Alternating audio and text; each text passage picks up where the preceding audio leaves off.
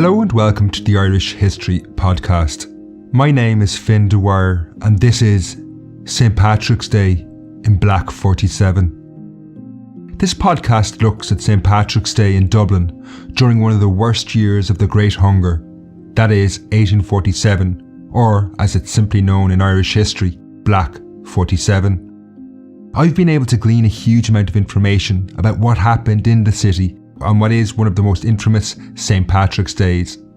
In this intriguing story, we will see that Dublin was a sharply divided city in 1847, with the rich and poor living worlds apart.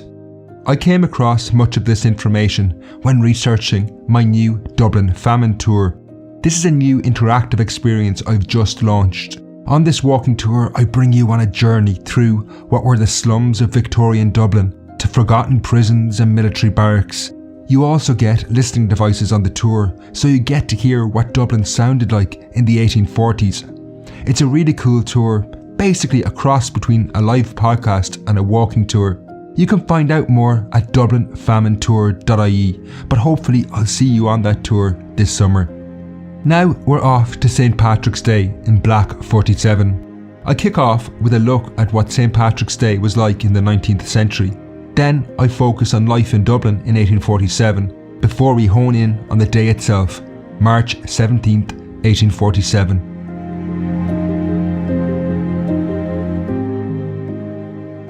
March 17th, St. Patrick's Day, has been celebrated as Ireland's national holiday for centuries. While it would later become heavily associated with Irish independence in particular, in the early 19th century it was celebrated by all sections of Irish society, regardless of their political affiliations. Even the British Army garrisons stationed on the island marked the day. While these 19th century celebrations did not match modern parades for size, colour and entertainment, the day was still regarded as a great spectacle. In 1826, an English visitor who had been in Dublin for St. Patrick's Day festivities was heavily impressed. They would later tell a friend that Patrick's Day in Dublin is a scene of festivity and mirth unequalled by anything observable in England. However, everything changed in the late 1840s. As famine gripped Ireland, many had nothing to celebrate. By 1847, the Great Hunger was reaching catastrophic levels. Hundreds of thousands had already perished from hunger and disease. The future for hundreds of thousands more hung in the balance. They had no food or hope. Marking St. Patrick's Day was the last thing on their minds. The American travel writer Antoinette Nicholson captured the prevailing mood among those at risk from famine. Writing from the Mayo town of Castlebar in the late 1840s, she found what was a subdued mood on St. Patrick's Day. Nicholson would later recall, "The mirth of the land has emphatically ceased. The spirit is broken. Every effort at conviviality appears as if making a last struggle for life. The shamrock was sprinkled here and there upon a hat, but like its wearer, seemed drooping, as being conscious that its bloom was scathed and its beauty dying forever." This account is what we might expect. However, Ireland was a very divided country, and Antoinette Nicholson was only articulating the perspective of those suffering from famine. During the year known as Black 47, St. Patrick's Day revealed that there was, if anything, two very different Irelands existing side by side. One was on its knees facing starvation. This was the Ireland Antoinette Nicholson was writing about. However, there were also those in society, unaffected by famine, who continued to spend money lavishly, almost as if nothing was happening. This was evident in Dublin in particular on St. Patrick's Day. Before we look at the day itself, I will explain a little bit about how Dublin had fared during the Great Famine, up until 1847. The city in Dublin endured a very atypical experience of the Great Famine. While the population of most counties fell sharply, the opposite was the case in Dublin.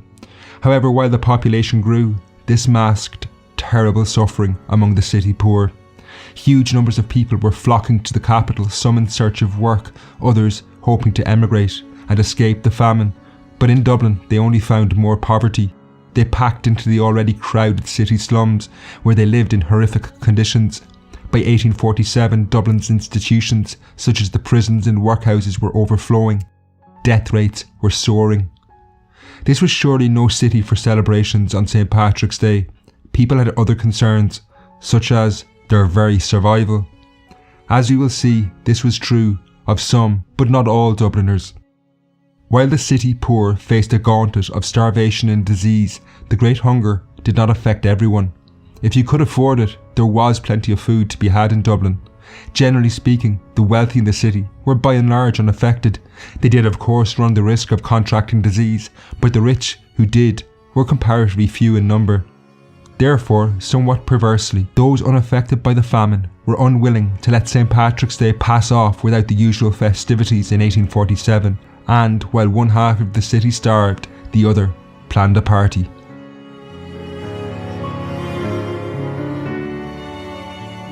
As is the case with the modern holiday, Victorian Dubliners had long organised what might be regarded as official celebrations for St. Patrick's Day. The representatives of the British Army and government then ruling Ireland had marked the occasion with parades, and in 1847 they saw no reason not to do so, even if many in Dublin were facing death.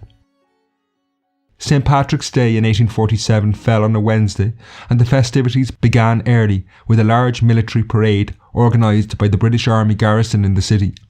At 11 a.m, crowds had gathered at the Royal Barracks, a vast complex on the edge of Victorian Dublin, which is known as Collins Barracks today. The parade began when the 13th Light Dragoons and the 83rd Regiment marched out of the barracks gates, heading for Dublin Castle for a party. The easiest way to the castle took the garrison along the north quays of the River Liffey before crossing at Capel Street Bridge, from where they could enter what was the medieval quarter of Dublin and the castle. As they made their way along the city quays, they were led by Sir Edward Blakeney, the Commander-in-Chief of the British Army, while military bands added to the festive mood. When they reached Dublin Castle, they paraded into what was known as the Upper Yard, where they were welcomed by the elite of Irish society. John William Ponsonby, better known as Lord of Bessborough, a native of Kilkenny and the Lord Lieutenant of Ireland, came out onto the balcony of the castle to welcome them in. He was accompanied not only by his own family, but also a member of the British royal family, Prince George of Cambridge. All sported shamrocks, and the band played God Save the Queen, the anthem of the United Kingdom, which was followed by the tune St. Patrick's Day in the Morning, Ireland's national air. This was the way one half of the city celebrated. However, while all this was taking place, in the neighbouring parish of St. Andrews, only a few hundred metres from Dublin Castle, and certainly within earshot, hundreds of starving people were forming queues in what was another, more macabre, St. Patrick's Day event. This could not be described as a celebration of any kind. The British government had recently announced a new policy of opening soup kitchens, and they had enlisted a celebrity chef, the Jamie Oliver of the day, if you will, a Frenchman called Alexis Soyer, to devise recipes and create a model soup kitchen. Soyer had come to Dublin and was, by St. Patrick's Day, in the middle of constructing his model soup kitchen. However, he did not want to let the day pass off without some event, and on March 17th he served 100 gallons of his soup to the poor of St. Andrew's Parish. Soyer's soup was for the day named St. Patrick's Day Soup, but one wonders whether the starving poor even noticed. The fact that it was flavoured with dillisk, a form of seaweed, highlighted what was a penny-pinching attitude towards famine relief in Dublin from the city authorities. Meanwhile, as the poor queued, they could hear the celebrations back in Dublin Castle, where dancing in the courtyard had followed the parade. This was only the beginning, though, of what were tone-deaf celebrations to mark St. Patrick's Day that year. Later that evening, large crowds again began to assemble at Dublin Castle. These were drawn from what were described by one newspaper as Dublin's elite, numbering around 1,000 people in all. They had returned to attend what was the traditional Patrick's Day ball.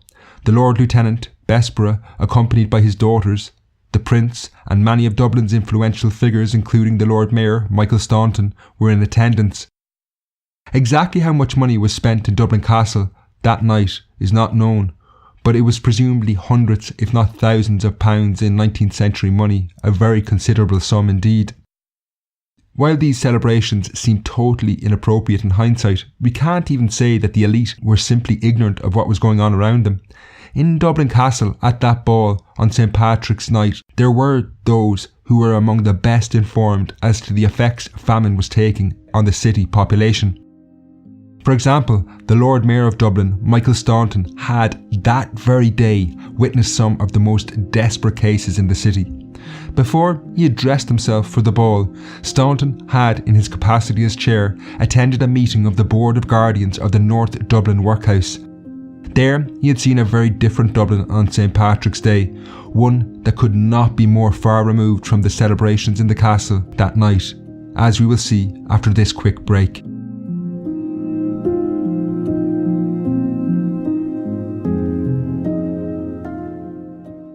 Hi folks, and thanks a million for downloading the show, I really appreciate it. If you're enjoying this podcast and the Great Famine series, you should check out dublinfamineTour.ie. That's my new walking tour around Dublin, which reveals what is often the forgotten story of how the famine affected Dublin. Now, this is not like a normal walking tour. Each person on the tour gets a listening device, which not only means you won't have to strain to hear what I'm saying, but you also get to hear the sound effects of Victorian Dublin. While I can't recreate what it looked like, this tour is as close as you're going to get to the past. You will be in the places where some of the key events of the Great Famine took place, hearing the history while also hearing sounds from the time. Like the podcast, the tour is based on personal stories of those who endured the famine, so if you're enjoying this, you're going to love this tour. It's really easy to book your place. Simply go to dublinfamineTour.ie. You can find out more there and, as I say, book your place. Tours run every Thursday, Friday and Saturday at 3 p.m, so book your place now at dublinfamineTour.ie. If you're living overseas and unable to make the tour this year, I would really appreciate if you can share this with family and friends. So one last time, that URL is dublinfamineTour.ie. That's dublinfamineTour.ie.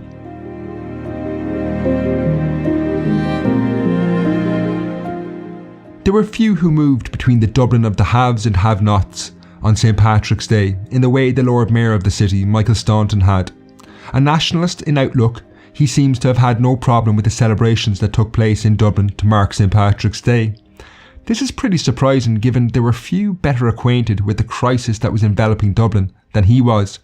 As chair of the Board of Guardians of the North Dublin Workhouse, he had been informed that very day how bad things were.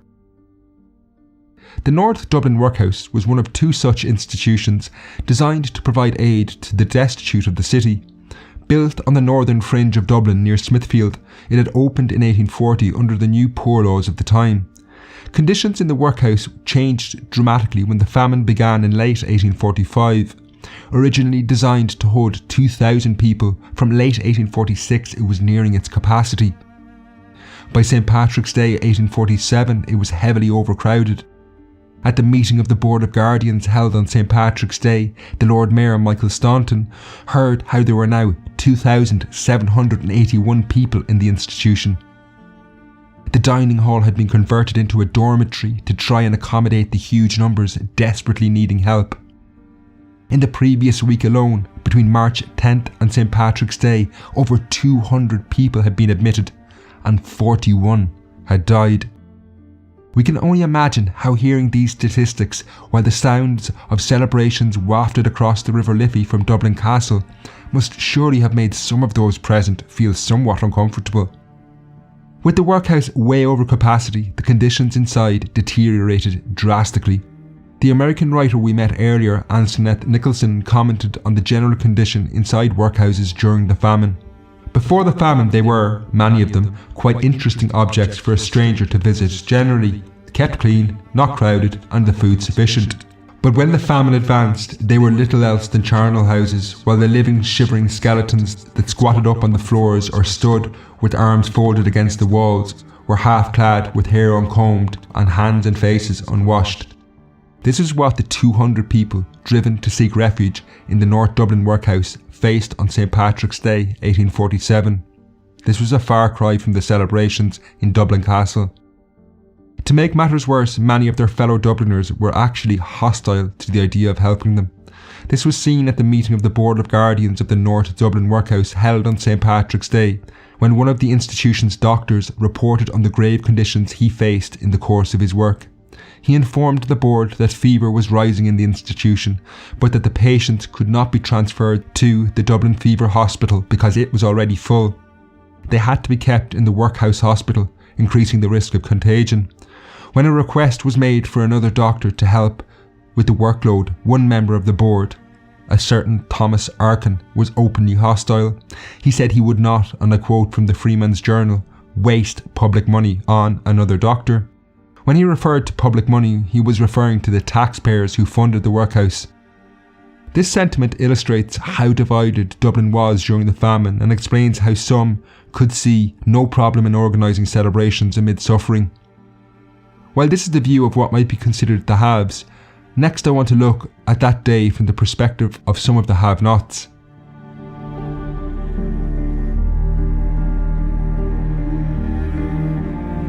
When I was making this podcast, I wanted to give voice to some of the famine victims who were in Dublin on that St. Patrick's Day. The story so far has focused on the events of the rich and powerful, the parties, the parades, and even the meeting of the Board of Guardians. There were no famine victims there. So what about the poor who could not celebrate? Who were they? Well, I went through the Workhouse records to find the names and stories of those who were admitted to the North Dublin Workhouse on St. Patrick's Day itself, to give you some insight into their lives. On St. Patrick's Day, while celebrations were taking place less than a kilometre away at Dublin Castle, 48 people were admitted to the North Dublin Workhouse. They ranged in age from a 2-month-old baby to people in their 60s. Most were in rags and their health varied. A large minority were sick. The most worrying of these cases were 3 who had fever, which was highly contagious and could easily spread in the overcrowded conditions of the workhouse. Of the individuals mentioned in the records, their stories hint at tragic famine experiences. For example, the Derry native Mary Wilson was one of those admitted to the workhouse on St. Patrick's Day. She brought with her 2-year-old grandchild, Jane McCann. Aged 66, Mary Wilson arrived at the workhouse door very ill with bronchitis. The fact that her grandchild Jane was with her provokes the question as to where the child's parents were. Had they already fallen victim to the famine? Had they emigrated and left the child with Mary? We will never know, but we can be sure the notion of celebrating a national holiday was far from their minds. In any case, Mary Wilson and her granddaughter were admitted.